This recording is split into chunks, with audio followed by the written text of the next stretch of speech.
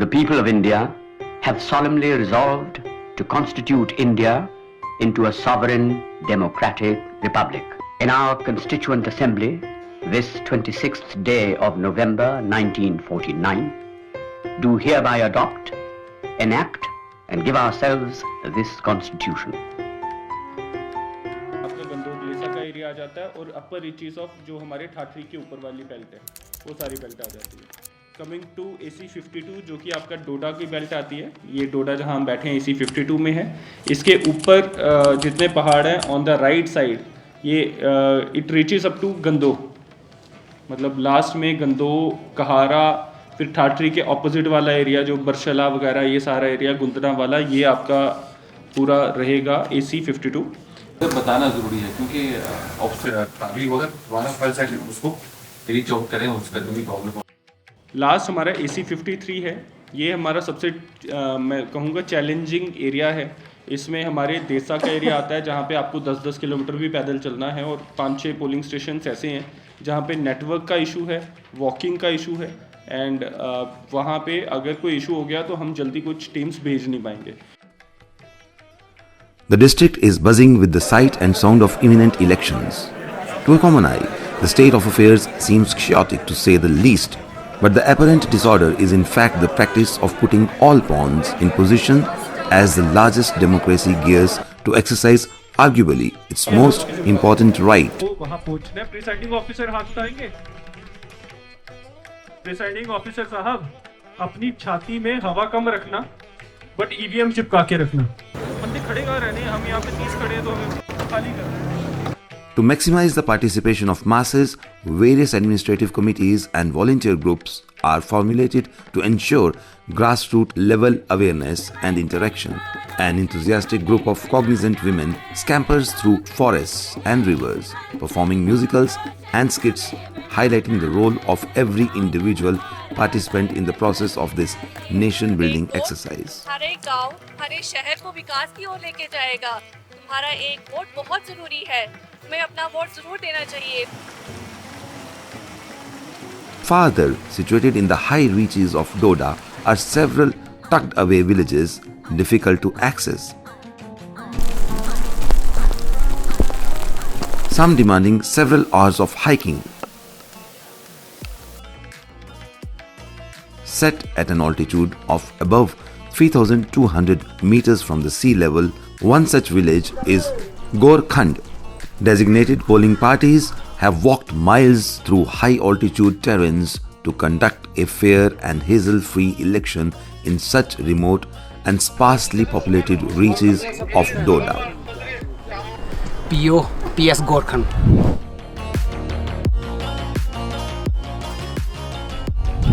यहाँ पे हम इलेक्शन कराने जा रहे हैं आज. ये उधमपुर कॉन्स्टिट्यूंसी का लोकसभा का इलेक्शन है. यहाँ पे इस वक्त तो चढ़ाई चढ़ रहे हैं, काफ़ी चढ़ाई चढ़ रहे हैं और यही चाहते हैं कि फेयर इलेक्शन हो, स्मूथली हो. मेरा नाम शाहनवाज है, मैं BLO हूँ, पोलिंग स्टेशन गोरखंड.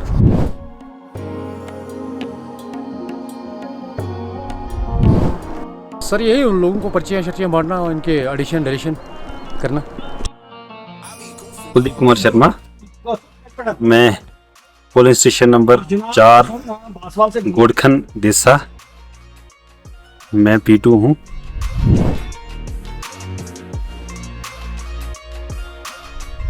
P2 में रजिस्टर मेंटेन करना है, उनका लगानी है.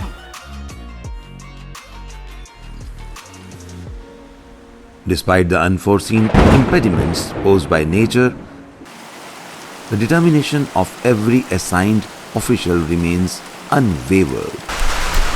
हमारे को सभी बटालियन से एक कंपनी इकट्ठे करके जो 5 या 4 कंपनी हो उनको एक बटालियन बना के हमारे को अडाप कंपनी बना के भेजा है इधर इलेक्शन कराने के लिए JNK में. जब तक इधर इलेक्शन प्रमाण जब तक स्वीकार नहीं होगा तब तक हम इलेक्शन ड्यूटी में ही रहेंगे. They fight against the elements with a jovial spirit and are greeted with the similar high spirits by the villagers.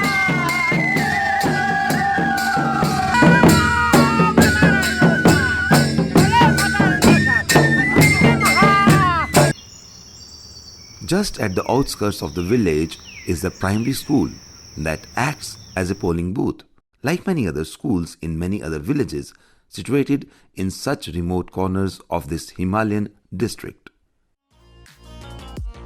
They set up camp at the school premise and prepare for the election day.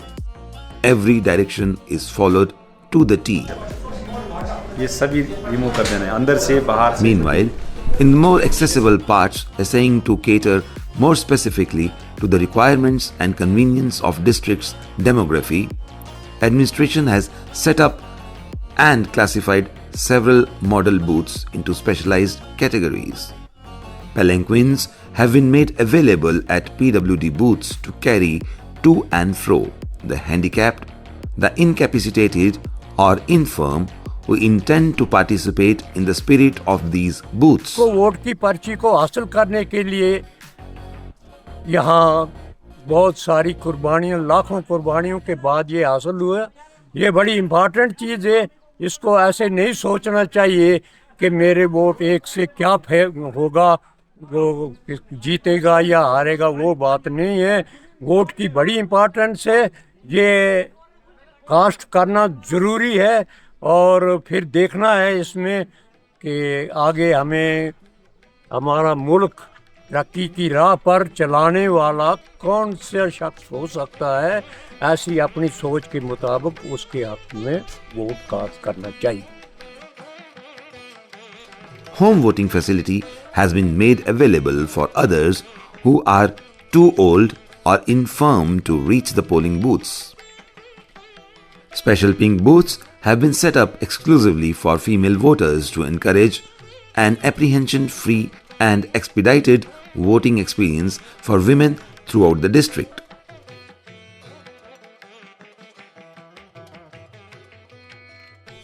The day of election was a hectic one and practically marred by rain. बारिश हो, कुछ भी हो, बर्फ़ भी हो, तब भी ये डेमोक्रेसी का फेस्टिवल है. इसमें मुझे लगता है सब किसी को घर से निकल के वोट अपना डालने आना चाहिए. The diligence and relentless efforts of the administration ensured that the polling booths receive a good attendance, even better than the last elections.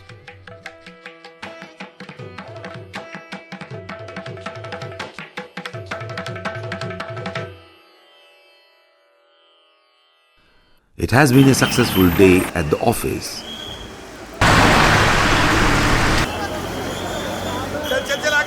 And the procedure has gone through without any complaints or reported incidents.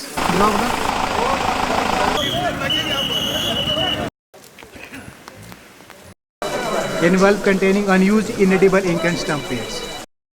The collected ballots along with all the issued articles like stationery, boxes, stamps, etc. from every polling booth are deposited at the designated collection centers in the heart of the district, where they are tallied, collated and then dispatched to a central collection unit that receives ballots from all other parts of the UT and await the final count.